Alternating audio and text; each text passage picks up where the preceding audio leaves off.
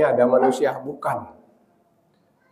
Kita kalau tidak lebih baik dari malaikat, sekali lagi akan kita tempati tempat lebih jelek dari hewan.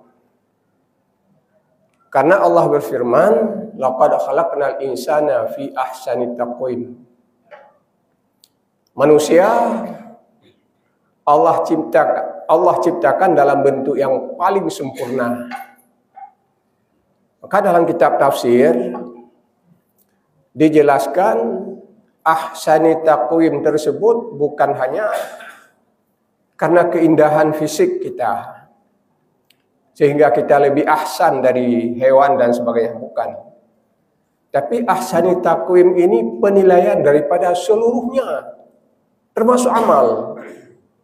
Lebih ahsani taqwim kita daripada malaikat sekalipun. Maka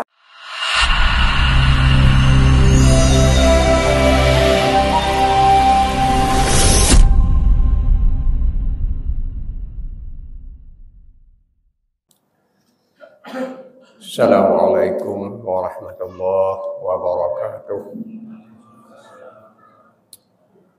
Alhamdulillahi rabbil alamin, alladzi faddala syahra ramadhan ala sa'ir syuhur. Asyhadu an la ilaha illallah wa asyhadu anna Muhammadan abduhu wa rasuluh. Allahumma shalli ala sayyidina Muhammad wa ala alihi wa sahbihi ajma'in. A'udzu billahi minasyaitonir rajim. Bismillahirrahmanirrahim.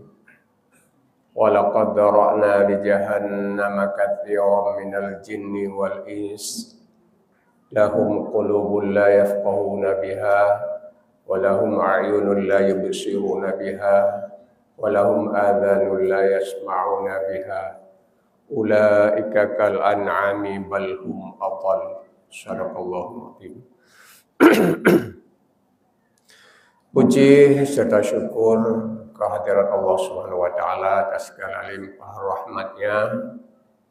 Salam dan salam kehadiran Rasulnya junjungan alam Nabi besar Muhammad sallallahu alaihi wasallam pada dan sahabat beliau sekalian. Hadirin wal hadirat jamaah salat Isya dan tarawih yang dimuliakan Allah Subhanahu wa taala. Makhluk yang mendapatkan balasan amal hanya dua. Yang pertama kita sebagai manusia, yang kedua jin. Wa ma khalaqtul jinna wal insa illa liya'budun. Jadi yang diperintahkan beramal dan nanti ada balasannya, apakah itu surga atau neraka, hanya dua, manusia dan jin. Kemudian ada dua jenis makhluk Allah yang lain yang juga sama-sama bergaul dengan kita, walaupun mungkin ada yang tidak terlihat, yaitu malaikat. Malaikat tidak punya balasan apa-apa. Tidak ada balasan surga, tidak ada balasan neraka. Kemudian juga di bawah kita ada hewan, binatang. Juga tidak ada perintah dan larangan apa-apa, juga nggak ada balasan apa-apa. Hadirin yang mulia, yang perlu kita ketahui bahwa kita manusia akan menempati satu daripada dua. Pertama sekali, kita tidak mungkin menempati pada tempat malaikat. Malaikat sudah punya posisi sendiri, posisi malaikat. Kemudian yang kedua juga kita tidak bisa menempati posisi binatang, itu udah ada binatang memang. Jadi ternyata manusia akan menempati satu di antara dua posisi. Kalau tidak lebih baik dari malaikat, akan lebih jelek dari hewan. Jadi kita bukan antara malaikat dan hewan. Itu keliru. Jadi ada hewan, ada malaikat, lalu di tengah-tengahnya ada manusia. Bukan. kita kalau tidak lebih baik dari malaikat, sekali lagi akan kita tempati tempat lebih jelek dari hewan. Karena Allah berfirman, laqad khalaqnal insana fi ahsani taqwim. Manusia Allah ciptakan dalam bentuk yang paling sempurna. Maka dalam kitab tafsir dijelaskan ahsani taqwim tersebut bukan hanya karena keindahan fisik kita, sehingga kita lebih ahsan dari hewan dan sebagainya, bukan. Tapi ahsani taqwim ini penilaian daripada seluruhnya, termasuk amal. Lebih ahsani taqwim kita daripada malaikat sekalipun. Maka ujung ayatnya tsumma radadnahu asfala safilin. Kemudian kalau kita tidak mampu menjadi manusia yang ahsani taqwim, jauh lebih baik dari malaikat, kita akan menempati pada posisi ahsani taqwim asfala safilin, tempat yang paling rendah, jauh lebih rendah dari hewan. Hadirin dan muliakan Allah Subhanahu wa taala. Maka di dalam bulan Ramadan ini sering para ustadz menyampaikan kepada kita bahwa dalam bulan Ramadan ini kita berlatih. Bulan puasa ini merupakan bulan latihan. Cuma keliru dalam penafsiran kita. Mungkin dalam benak kita latihan ini adalah latihan tidak makan dan tidak minum. Itu tidak usah latihan, itu urusan anak-anak. Anak-anak udah coba puasa separuh hari. Waktu TK dulu, SD udah siap puasa sehari penuh. Dia bukan latihan itu. Jadi tidak makan dan tidak minum selama kurang lebih 8 jam. Kurang artinya kecil sekali nilainya dari Allah. Itu tidak usah dilatih. Kalau itu nilainya kita kalah dengan saudara-saudara kita yang ada di belahan bumi utara. Saudara-saudara kita yang muslim yang hidup dekat dengan kutub utara, mereka berpuasa sampai 20 jam. Kalau nggak salah tahun ini masih berpuasa 10 jam, 20 jam. Tahun sebelumnya 21 jam mereka berpuasa. Ini terus menurun, mungkin tahun depan 18 jam dan sebagainya. Yaitu daerah Islandia, itu yang dekat dengan kutub utara. Jadi kalau Allah menilai kelaparan, tidak makan dan tidak minum, kita ketinggalan. Jadi itu kecil sekali nilainya. Tapi yang besar sekali nilainya daripada Allah, akan Allah nilai latihan kita untuk menjadikan diri kita manusia seutuhnya. Manusia seutuhnya itulah manusia yang menempati pada posisi yang jauh lebih baik daripada malaikat. Itu manusia paling utuh. Maka apa yang harus kita usahakan? Bukan tidak makan dan tidak minum, tapi mengelola qalbu. Maka ada dalam istilah a'ajim itu manajemen qalbu. Jadi kalbu kita diperintahkan untuk kita manage dalam kehidupan kita. Maka karenanya apa yang disampaikan Allah dalam ayat yang kita bacakan tadi, walaqad dzara'na li jahannam hingga akhir. Nanti di hari akhirat manusia digiring ke dalam neraka. Karena bukan ada sebab lain, tapi lahum qulubul la yafqahuna biha. Karena mereka punya hati, sudah kami berikan hati, tapi tidak mau memahami dengan hati tersebut. Memahami bukan arti cerdas. Kalau cerdas, orang-orang Israel jauh lebih cerdas dari kita. Tapi memahami, mengenal Allah Subhanahu wa taala. Walahum ayunun la yubsiruna biha. Manusia punya mata tapi tidak mau melihat. Melihat bukan arti melihat nampak benda di hadapan kita. Itu hewan pun punya penglihatan itu. Kita lihat hewan jalan, kemudian ada rintangan di hadapannya, ada sungai dan sebagainya, mereka berhenti. Ini menunjukkan bahwa mereka jelas penglihatannya. Ini penglihatan hewan yang kita gunakan kalau hanya semacam itu. Juga walahum a'yunun la yubsiruna bi walahum adhanun la yasma'una biha. Karena manusia Allah berikan kuping tapi tidak mampu mendengar.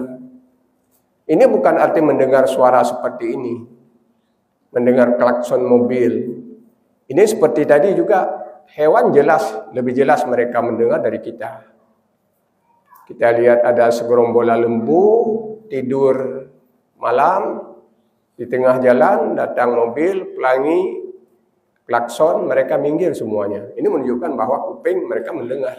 Jadi bukan pendengaran itu, tapi pendengaran yang berpusat ke kalbu. Ini yang tidak mereka miliki, yang hanya dimiliki oleh manusia. Maka hadirin yang dimuliakan Allah Subhanahu wa taala, maka ke dalam hati kita Allah berikan berbagai sifat yang diiringi oleh perintah untuk mengelola. Kita punya kalbu ini semuanya. Punya kalbu. Tapi bukan dalam bentuk fisik. Kalau kalbu dalam bentuk fisik seperti tadi, hewan juga punya kalbu. Mungkin lebih 200 ribu kilo mak megang. Itu kalbu lembu, kalbu hewan-hewan lain. Bukan fisik, tapi ruhani daripada kalbu kita. Bermacam persoalan Allah amanahkan dalam kalbu. Di antaranya dalam kalbu kita Allah titipkan kikir, Allah titipkan iri, Allah titipkan dengki, Allah titipkan ego. Ini titipan Allah ini. Bukan persoalan yang harus disesali. Oh malung kerja menunggu puja Allah manusia ada jangkat bengeh. Tak perlu disesali, memang itu titipan Allah. Itu bukan Allah. Cuma diiringi dengan perintah. Ini kikir, aku titip padamu, tolong kelola dengan baik. Ini kira-kira begitu perintah Allah. Jadi kedua kreat bertanya yang gayuk kelola ya. Sehingga apabila kita mampu mengelola kikir yang ada pada kita, kita akan jauh lebih baik daripada orang yang pemurah. Pernah kita sampaikan mungkin, ini lewat challenge di hadapan kita. Misalnya ada dua manusia, yang satu sangat murah. Begitu challenge lewat, atau mungkin ada rapat pembangunan musyalah, orang yang pemurah langsung urut ribe dalam challenge atau untuk pembangunan. Lewat challenge belah urang kikir. Tarik lang kantong ternyata on 2,000. Gedem cukai ngon ai. Ya on 3,000 2 on. Gedem cukai ngon leke bicah on 2,000. 3,000 bayan. Ai tun 2,000. Nyan urang nyan getitip kikir la Allah tapi dia tidak mampu mengelola kikirnya. Turut kriat. Tapi apabila sebaliknya orang yang murah hati sanggup bersedekah 100.000, orang yang kikir pun dengan segala kepayahannya sampai berkeringat mungkin, dia juga 100.000. Ini Allah jempol. Hebat kamu. Saya titipkan kikir pada hatimu, tapi kamu sanggup mengelolanya. Jadi sedekah orang kikir 100.000 jauh lebih besar pahalanya daripada sedekah orang yang pemurah mungkin 1 juta sekalipun. Ini kira-kira ini diperintahkan oleh Allah kepada kita. Maka bukan kikir yang ada pada kita ini kisah sesali, bukan, ini amanah Allah. Allah perintahkan untuk mengelolanya. Demikian pula persoalan iri, dengki, ujub, tamak, takabur, ego dalam bahasa kita. Ini bukan sesuatu hal yang perlu kita sesali, tapi ingat, itu amanah Allah. Dan itu sangat berbahaya. Karena persoalan hati dapat merusak amal seumur hidup bila tidak sanggup dikelola dengan baik. Juga sebaliknya, apabila mampu kita kelola dengan baik perasaan-perasaan hati, sifat-sifat hati yang jelek menurut kita, akan dapat menutupi dosa seumur hidup. Maka dalam kisah saya bacakan dalam sebuah kitab, ada seorang manusia yang kira-kira umurnya sudah 80-an, tidak punya amal sedikit pun, sekecil apapun dia tidak punya amal. Maksiat habis. Bukan hanya tidak ada amal. Mungkin kalau tidak ada amal seperti kita mudah mau taubat ya, belum salat. Belum baca Quran. Ini di samping dia belum ada amal sekecil apapun, tidak ada ilmu. Ikra' tha kalau yak belau. Kan kalau buat. Hana je ikra' tha lo. Umur 80 macam tak belau ikra' tha teman. Ya belau ikra' tha, lebo halaman dah buat kami nyai, macam teman-teman yang. Pada suatu hari tumbuh benih dalam perasaannya.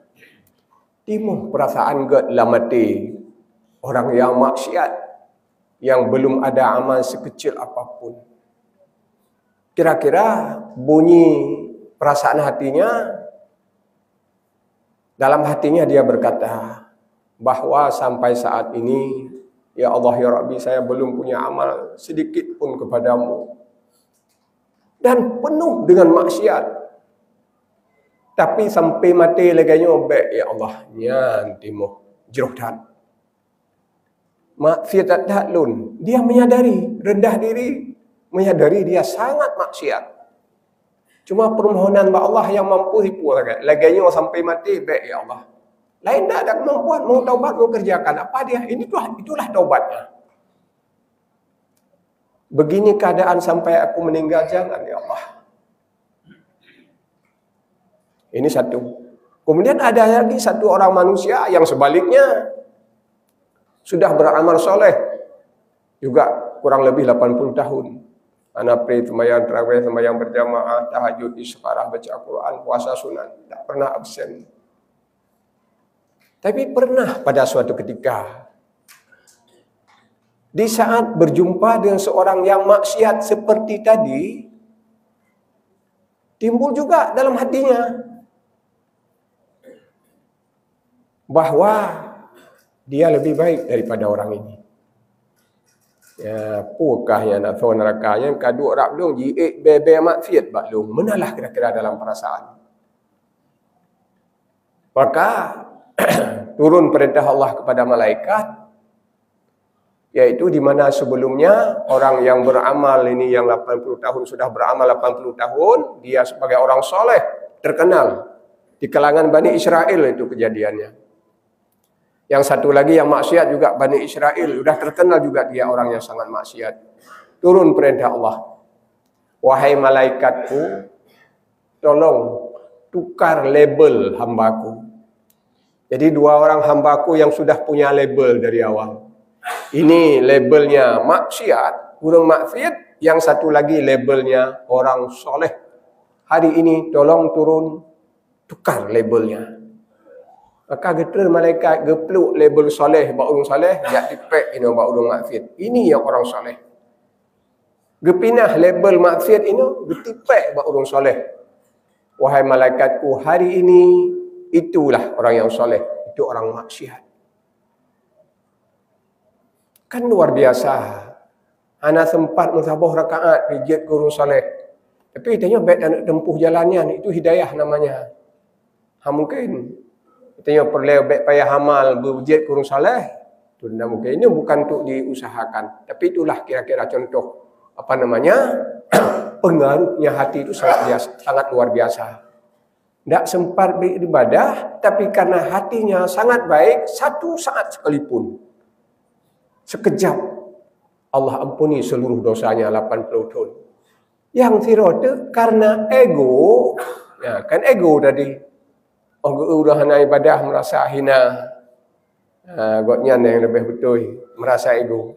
Dalam sekejap, Allah pindah kesolehannya menjadi orang maksiat. Dan ini jelas, Rasul menyatakan, al-hasadu ya'kulul hasanata kama ta'kulun narul hatab. Sifat jelek dalam hati kita dapat meleburkan amal bagaikan api menghanguskan kayu yang kering. Jadi orang yang ti urang minta kaya sikret getamun ubi musalahnya tamun. Yang lagi kita minta amal ibadah. Kita salat hurud 20 rakaat, 12 rakaat, ubi lah malam tabligh Quran, sembahyang tarawih terkumpul amal kita. Lagi orang minta kaya benar kamu tumpuk kaya ubi musalahnya kaya minta sikret hurud.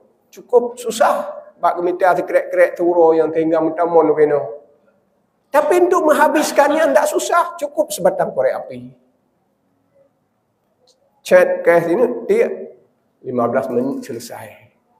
20 tun tak minta kaya, 5 menit jadi abu. Amal juga seperti itu kata Rasul. Al-hasadu ya'kulul hasanah. Sifat jelek yang ada dalam hati kita dapat meleburkan amal yang kata minta ke 80 tun. Sesaat hati kita yang hanagat, ada iri, ada dengki, ego tadi dapat menghancurkan amal yang sudah kita kerjakan. Ini yang diperintahkan dalam puasa yang kata Ustaz tadi, Ustaz sering menyampaikan bulan puasa ini bulan latih. Ini yang diperintahkan latih. Melatih diri, bukan latih tidak makan dan tidak minum. Itu latihannya anak-anak. Maka insya Allah kita sudah berapa malam ini? 19. Pak sama ya? Ya, cuma itu tidak keliru jadwal. Karena tertulis 18 hari Jumat. Kalau kami 18 hari Kamis.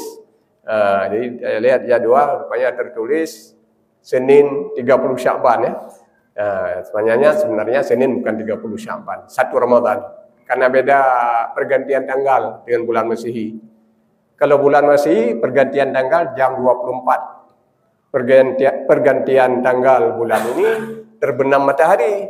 Jadi Senin malam itu sudah 1 Ramadan, kalau lagi 30. Harap salah aja alun untuk dia nak lujak malam baru. Bukan. Jadi Alhamdulillah mudah-mudahan hadirin yang mulia, itulah latihan kita. Mudah-mudahan dalam puasa ini kita mampu memanajemenkan hati kita. Semua kita punya hati, punya sifat yang tidak baik, yang sebagai titipan Allah, amanah Allah. Allah perintahkan untuk kita kelola dengan baik, sehingga apabila kita mampu mengelolanya dengan baik, insya Allah kita akan menambah pahala-pahala amal kita. Tapi sebaliknya, apabila kita tidak mampu mengelola hati dengan baik, ini akan menjadi bom yang sangat dahsyat, dapat menghancurkan amal kita. Insya Allah kita akan mampu menjalani ibadah ini sampai akhir Ramadan tahun ini. Amin ya rabbal alamin. Mungkin banyak kekurangan, kami mohon bermaaf. Terima kasih atas segala perhatian. Adanallahu iyyakum ajmain. Assalamualaikum warahmatullahi wabarakatuh.